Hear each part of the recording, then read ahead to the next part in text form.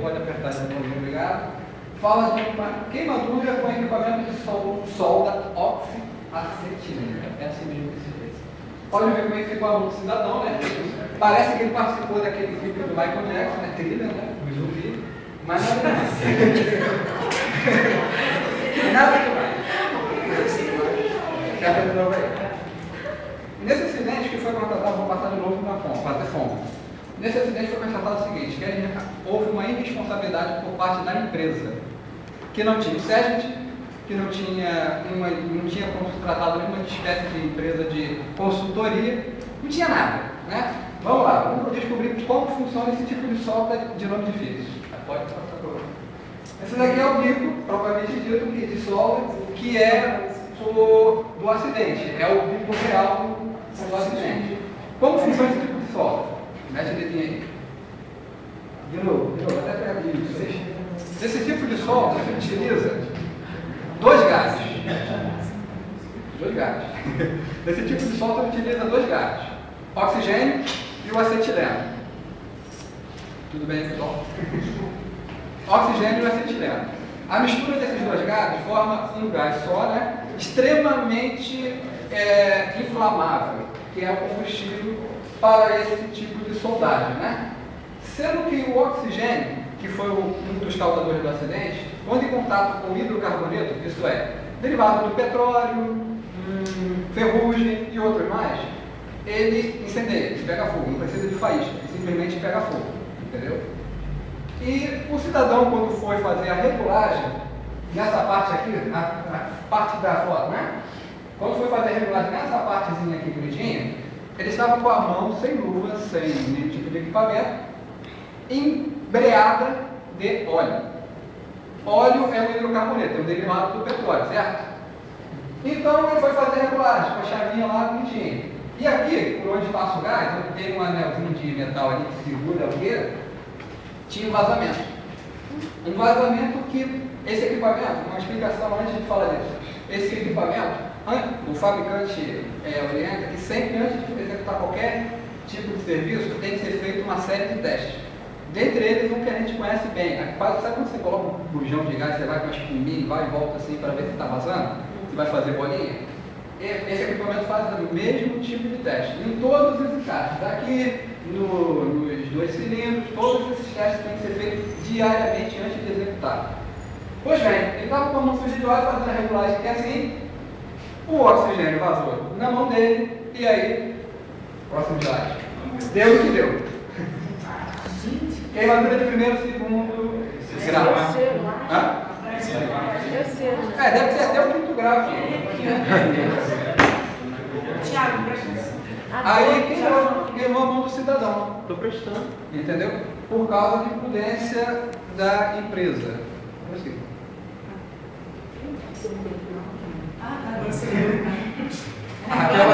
Gente, olá.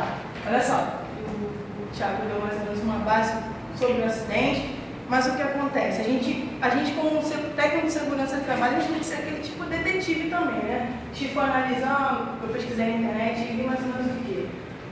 É um acidente bobo, com motivo bobo, falta de EPI, que é uma coisa básica que o cara, o colaborador tem que estar usando. Demonstra o quê? Que é uma empresa desinteressada, uma empresa que não está nem aí. É o que mais a gente vê hoje no Brasil, no mundo, é uma empresa desinteressada, uma empresa que... desculpa, gente. Por causa da falta de EPI, não usa EPI, não se preocupa em elaborar métodos de prevenção, como a gente técnico tem que elaborar, e que... Muito nervosa.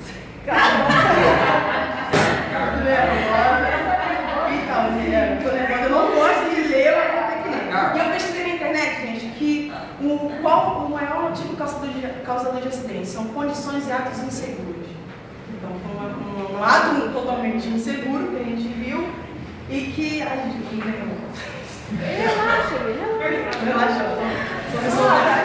Não tem yoga no começo da aula, então não teve, olha só. Então, a gente como técnico, o que precisaria ser feito? Foi, como o Thiago falou, falta do SESMIT, que é o principal. Sem o SESMIT é daí que se inicia a NZNR.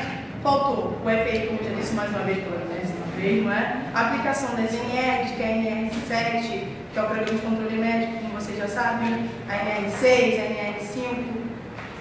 Quando se inicia um trabalho, não se teve provavelmente uma conversa para conversar sobre a utilização desse equipamento, e se teve essa utilização de equipamento, eu não sei se te viu ali, não dá dizer, se teve ou não dá. Mas o que acontece? Muitas vezes, muitas empresas usam o EPI, mas não sabem como, eles utilizam o EPI, muitas empresas, mas não sabem como instruir, utilizar. Esse também é o caso de a maioria desses acidentes. A empresa que é segura e tal, tem EPC, EPI, mas não tem a instrução para utilizar. E a gente olhando aqui, a gente está dizendo que não teve lucro, a gente não sabe. Às vezes poderia ter, mas de um modo mal colocado, poderia ter resultado desse acidente também. Como a Raquel disse, houve uma imprudência. Primeiramente da empresa, que não tinha o SERGES. Então, se não tem o SERGES, não vai estar de acordo com mais nenhuma norma. Entendeu? Não vai saber o que é EPI, não vai haver o treinamento para a utilização do equipamento, que é muito importante também. Entendeu? Porque o cara foi lá, foi sem luva mesmo. Eu pesquisei, não vi na internet, não vai ver. Foi sem luva. O cara vai lá sem luva, com óleo na mão, que não pode, porque pega fogo. Qualquer coisa, vazamentinho de oxigênio pega fogo, com óleo na mão, e ainda por cima, eu perdi o fio da meada de novo, ele estava sem luva, com óleo na mão, e ainda por cima não fez os testes antes de utilizar o equipamento. Se não fez os testes, o acidente está vindo mesmo. Detalhe falar que dá para a gente ver que eles já tinham costume já de fazer isso, não era a primeira vez e nem vai ser a última, que essa empresa já tinha. Já era um dos interesses dele. O que acontece? O desdobramento biológico nisso. Mão queimada, contaminação, bactéria, a ferrugem que está no negocinho. É que estava aqui o bichinho lá. A ferrugem que acontece? Pode dar tétano, dá problema cutâneo, como eu falei que ia lembrar dessa palavra, cutâneo, doença de pele, não é isso, Thiago? Cutâneo. Então, assim, o desdobramento biológico nela desse foi esse após o acidente. E antes do acidente também. Porque o cara trabalha sem luz. Imagina um ambiente de sol. Sujo de graxa, ferro enferrujado, e o cara tem luz. O cara se corta tem risco de pegar o teto. Ou até ter bactéria. Porque são várias pessoas trabalhando no mesmo lugar. Com o acidente, esse desdobramento biológico, digamos assim, com questão na saúde do indivíduo, só agravou, porque queimou a mão. Camadas da pele foi perdida, mais exposição ainda, não só com óleo, que pode causar intoxicação, com exposição prolongada, entendeu? Com uma ferrugem no teto. Isso o desdobramento biológico estava acontecendo antes do acidente e depois do acidente. E o cara não morreu, o irmão dele tá lá. O cara não morreu, entendeu? O cara não morreu. Ficou com umas marcas de queimadura, que é normal, né? Queimadura não é bom, imagina a queimadura na hora. Você queima um pedacinho de ferro assim, lá pra caramba. Imagina uma queimadura dessa com fogo. Esse negócio corta a placa de metal, pra vocês terem uma ideia. Entendeu? Corta a placa de metal. A gente viu os vídeos, corta a placa de metal. Então, o que poderia ser feito para isso não acontecer? A implantação do SERGES é o principal. Porque com a implantação do SERGES, vai fazer o quê? A aplicação do CIPA vai fazer tentar aproximar o funcionário do que é a segurança, entendeu? Vai fazer PPRA, Programa de Prevenção de Riscos Ambientais, vai ver, aqui tem ferrugem, esse ferro está no meio do caminho, o cara pode pensar aqui e cortar o dedo. Então, é melhor demarcar esse risco.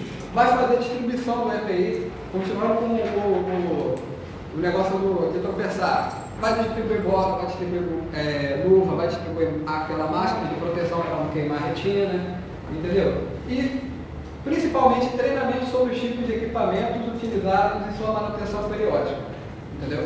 Que foi o que faltou. Um dos motivos que encadeou o acidente foi esse. Amém? Tem mais coisa? Sim. Tem uma frasezinha feita que eu vi aqui.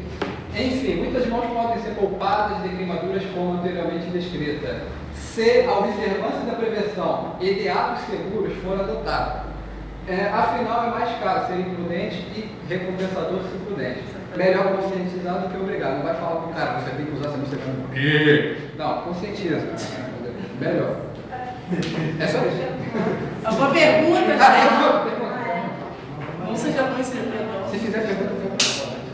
pergunta, gente.